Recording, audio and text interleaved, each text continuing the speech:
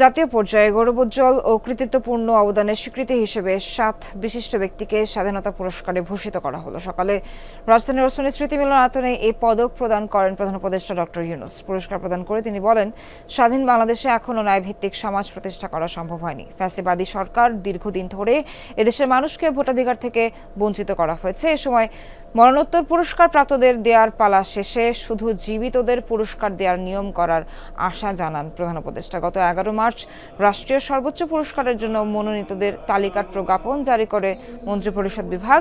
যেসব ব্যক্তি এবার স্বাধীনতা পুরস্কার পেয়েছেন তারা হলেন বিজ্ঞান ও প্রযুক্তিতে অধ্যাপক জামাল নজরুল ইসলাম, সাহিত্যে মীর আব্দুস শুকুর আর মাহমুদ মরণোত্তর, সংস্কৃতিতে নবেরা আহমেদ মরণোত্তর, সমাজসেবায় স্যার ফজলে হাসান আবেদ মরণোত্তর, মুক্তিযুদ্ধ ও সংস্কৃতিতে মোহাম্মদ মাহবুবুল হক খান ওরফে আজম খান মরণোত্তর, শিক্ষা ও গবেষণায় বদরুদ্দিন মোহাম্মদ উমর এবং প্রতিবাদী তারুণ্যে আবরার ফাহাদ মরণোত্তর।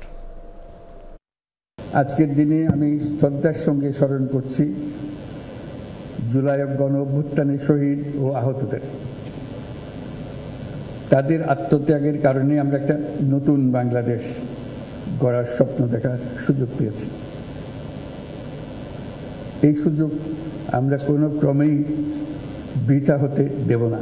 জেনজি প্রজন্ম জুলাই গণ অভ্যুত্থানে নেতৃত্ব দিয়েছে, তাদের অনুপ্রেরণার নাম বুয়েট শিক্ষার্থী আবরার ফাহাদ। কৃতিত্বপূর্ণ অবদানের জন্য এই বছর অন্তর্বর্তী সরকার 6 জন বিশিষ্ট নাগরিককে